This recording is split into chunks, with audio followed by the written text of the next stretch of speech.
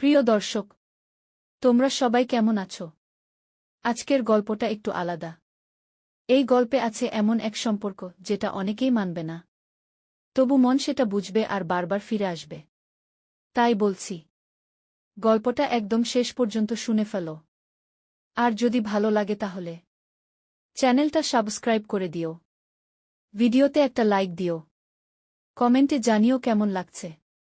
তোমাদের লাইক আর কমেন্টই আমাদের সাহস। সকালটা একটু গরম ছিল। আমি বাথরুমে ঢুকে শাওয়ার ছেড়ে দিলাম। জল পড়ছিল মাথা থেকে পিঠ হয়ে নিচে। চুল ভিজে গায়ে লেপ্টে যাচ্ছিল। আমি চোখ বন্ধ করে দাঁড়িয়েছিলাম।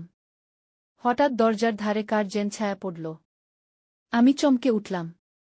কেউ হয়তো সামনে দিয়ে যাচ্ছিল, কিন্তু কিছুক্ষণ পর আবার সেই ছায়া। আমি বললাম, কে? ও কি তুই? ওর গলা এলো, না না কিছু না, তোর তোয়ালে শুকাতে দিয়েছিলি সেটা নিচ্ছিলাম। আমি বললাম, ওকে ঠিক আছে। কিন্তু ও দাঁড়িয়েছিল দরজার একদম পাশে। আমি শাওয়ারের নিচে দাঁড়িয়েছিলাম। গায়ে জল পড়ছিল। দরজার বাইরে ওর নিঃশ্বাসের শব্দ কানে আসছিল। আমার বুক ধুকপুক করছিল। আমি জানি দরজা বন্ধ, ও কিছু দেখছে না। তবুও কেন যেন মনে হচ্ছিল ও আমাকে ছুঁয়ে ফেলেছে। হঠাৎ ও বলল, তুই জানিস, ভেজা চুলে তোকে কল্পনা করলে আমার ঘুম আসে না। আমি কিছু বললাম না, শুধু শাওয়ার বন্ধ করে পাশের তোয়ালেটা হাতে নিলাম। কাঁধে জল গড়িয়ে পড়ছিল। দরজার ওপারে ও এখনো দাঁড়িয়েছিল। আমি বললাম, তুই গেলি না? সে বলল, তোর ছায়া দরজার ভিতর থেকে এমন দেখা যাচ্ছে যেটা চোখ ফিরিয়ে নিতে পারছি না। আমি থেমে গেলাম। জল থেমে গেছিল, তবুও আমার শরীর ভেজা ছিল। ভেতরে গরম হচ্ছিল, তবে বাইরের ঠান্ডা হাওয়ায় আমি কাঁপছিলাম। আমি তোয়ালে জড়িয়ে দরজা খুলে মাথা বের করে বললাম, তুই এতক্ষণ দাঁড়িয়েছিলি? সে আমার চোখের দিকে তাকিয়ে বলল, তুই জানিস, তোর চোখ আমার ভিতরের সব জ্বালিয়ে দেয়া। আমি দরজা ধাক্কা দিয়ে বন্ধ করে দিলাম। তবুও ঠোঁটে একটুকু হাসি ছিল, যেটা আমি চাইলেও আটকাতে পারিনি। ভেজা শরীর আর ভেজা মন তখন একসাথে জ্বলছিল। দেয়ালের ওপাশে দাঁড়িয়ে থাকা ছেলেটা আমার নিজের ভাই। তবুও সেই মুহূর্তে সম্পর্কের কোনো নাম খুঁজে পাচ্ছিলাম না। ছিল শুধু নিঃশব্দ উত্তাপ আর একটা না বলা অনুভব। সকালের সেই বাথরুমের মুহূর্তটা বারবার মনে পড়ছিল। আমি চুপ করে দাঁড়িয়েছিলাম বিছানার সামনে। চুল ভেজা ছিল, গায়ে সাদা পাতলা কামিজ। জল গলা বেয়ে বুকের মাঝখান দিয়ে নামছিল। আমি কাঁপছিলাম না, তবুও ভেতরে কিছু একটা হচ্ছিল, যেটা ভাষায় বোঝানো যায় না। ও আমার ঘরে এলো আস্তে পা ফেলে। চোখে ছিল সেই পুরনো চাওয়া যেটা আমাকে কাঁপিয়ে দেয় বারবার। ও বলল, তুই এইভাবে দাঁড়িয়ে আছিস কেন? তুই জানিস তোকে এইরকম দেখলে আমার ভিতরটা গলে যায়। আমি চুপ করে তাকিয়েছিলাম। ও কাছে এসে দাঁড়াল। আমার পিঠের চুল সরিয়ে দিল আস্তে করে। তারপর বলল, তোর গা এখনো ভেজা। তুই তো শুকাসনি। তুই কি চাস আমি তোকে শুকিয়ে দেই? আমি বললাম, তুই আবার শুরু করলি। ও বলল, আমি থেমে যেতে পারতাম, তুই যদি চোখে চোখ না রাখতি। আমি আস্তে করে চোখ নামিয়ে নিলাম। ও আমার খুব কাছে দাঁড়িয়েছিল। ওর নিঃশ্বাস আমার গালে লাগছিল। গলার কাছে কাঁপন শুরু হল। ও বলল, তুই জানিস, ভুলে ভালোবাসা শুরু হয় না। ভালোবাসা হয় নিজের মতো করে, যেমন আমি তোকে ভালোবাসি। ও আমার গালে ঠোঁট ছুঁইয়ে দিল। একটুও চাপ ছিল না, তবুও আমি শিউরে উঠলাম। আমি কিছু বললাম না, শুধু চোখ বন্ধ করে দাঁড়িয়ে রইলাম। ও আমার হাত ধরল। আমার হাতটা যেন নিজের মতো করে ওর বুকের কাছে নিয়ে গেল। আমি স্পষ্ট শুনতে পাচ্ছিলাম ওর বুকের শব্দ, ভেতরটা কেঁপে উঠল। ও বলল, তুই জানিস, আমি তোর চোখের জল চাই না।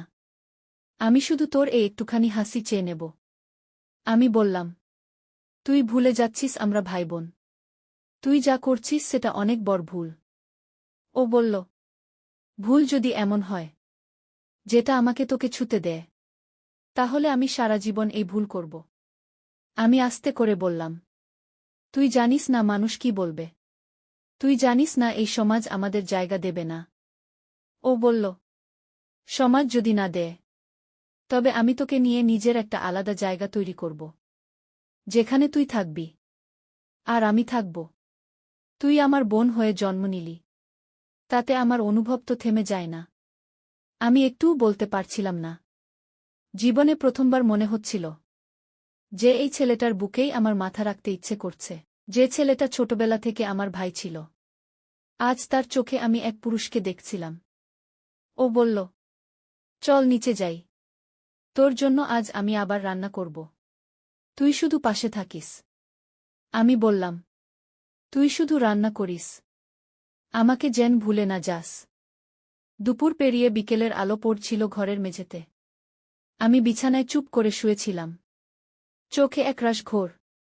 মনে হচ্ছিল এই ঘর, এই হাওয়া, এই মুহূর্ত সব যেন নতুন।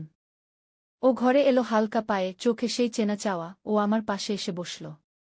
ধীরে ধীরে বলল, তুই যদি আজ আমার একটুখানি অনুরোধ রাখিস, তাহলে আমি সারা জীবন তোর সব কথা মেনে চলব। আমি তাকিয়েছিলাম ওর চোখে। বললাম, কি অনুরোধ? ও বলল, চল আজ একসাথে গোসল করি। তুই না করলেও আমি শুধু শাওয়ারের নিচে দাঁড়িয়ে তোকে ছুব না, শুধু তোর পাশে দাঁড়িয়ে থাকব, তোর নিঃশ্বাসে নিঃশ্বাস মেলাব। আমি এক মুহূর্ত থেমে গেলাম। ভেতরটা কেঁপে উঠল। এই অনুরোধটা যতটা সরল মনে হচ্ছিল, ততটাই গভীর ছিল। আমি বললাম, তুই জানিস না এটা কত বড় ভুল? তুই জানিস না আমি এখনো লড়াই করছি নিজের ভেতরের সঙ্গে? ও বলল, আমি জানি তুই লড়ছিস, তবুও এই ভুলের ভেতরেই যদি একটু শান্তি পাওয়া যায়, তাহলে তুই না করিস না। আমি কিছু বললাম না, শুধু আস্তে করে মাথা নাড়লাম। ওর চোখে তখন আনন্দের ঝিলিক। ও আমার হাত ধরল, বাথরুমের দিকে নিয়ে গেল। আমি কাঁপছিলাম, তবুও হাঁটছিলাম। বাথরুমে পৌঁছে ও শাওয়ার ছেড়ে দিল। জল পড়তে লাগল টুপটাপ করে। ও আমার দিকে তাকালো। আমি চোখ নামিয়ে দাঁড়িয়েছিলাম। ও বলল, তুই শুধু এই শাওয়ারের নিচে একটু দাঁড়া, আমি কিছু করব না। আমি গিয়ে দাঁড়ালাম।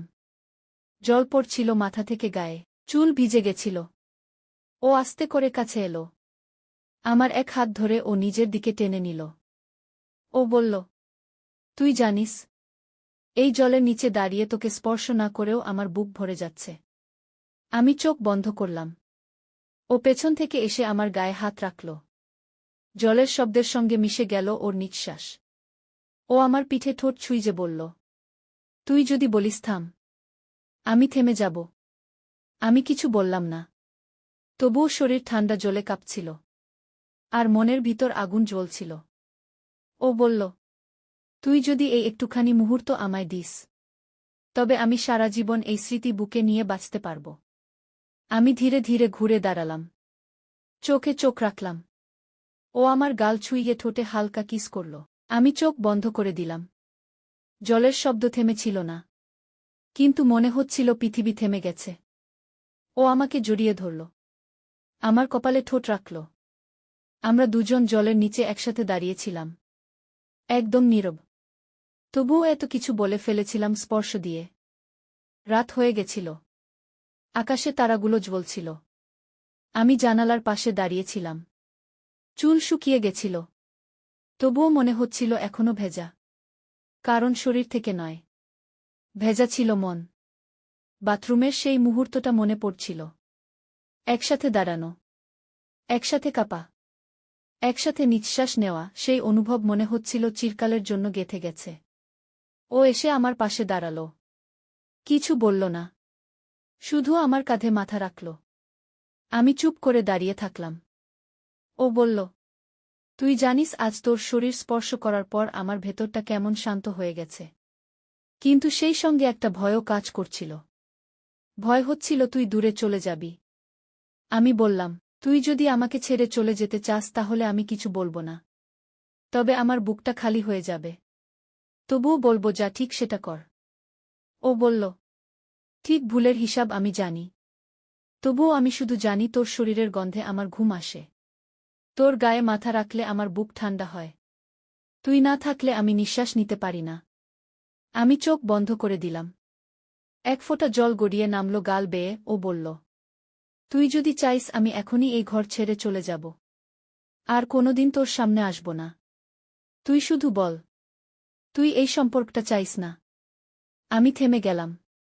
মনে হচ্ছিল হৃদয় থেমে গেছে। সব কথা ভুলে গিয়ে বললাম, আমি তোকে ছাড়তে পারব না। তুই যদি আমার ভুল হোস, তবে আমি এই ভুলেই বাঁচতে চাই। ওর চোখে জল ছিল। ও আমার গাল ছুঁয়ে বলল, তুই আমার জীবনের সবথেকে সুন্দর ভুল। তুই আমার বুকের ভেতরের সেই আগুন, যেটা ছুলে আমি পুড়ে যেতে চাই। আমি ওকে জড়িয়ে ধরলাম। একদম চুপচাপ। শুধু হৃৎস্পন্দনের শব্দ, আমার ঠোঁট ওর কাঁধে ছুঁয়ে গেল। ও বলল, তুই যদি এইভাবে থাকিস, তবে আমি আর কিছু চাইব না। আমি তোর পাশে থেকে, তোর নিঃশ্বাস শুনে, তোর চোখে তাকিয়ে বাকি জীবন কাটিয়ে দেব। আমি বললাম, তুই যদি আমার পাশে থাকিস, তবে আমি কোনো সমাজের কথা ভাবব না। তুই ছাড়া আমি আজ কিছুই ভাবতে পারি না।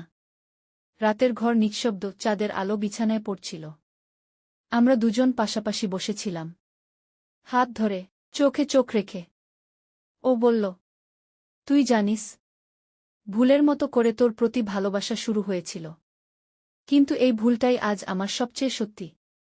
আমি বললাম, তুই যদি একদিন ছেড়ে চলে যাস, তবে মনে রাখিস, তুই আমার এমন একটা অনুভব, যেটা আমি কাউকে কোনোদিন বোঝাতে পারব না। ও বলল, আমি কোথাও যাব না। আমি তোর মধ্যে থেকে যাব।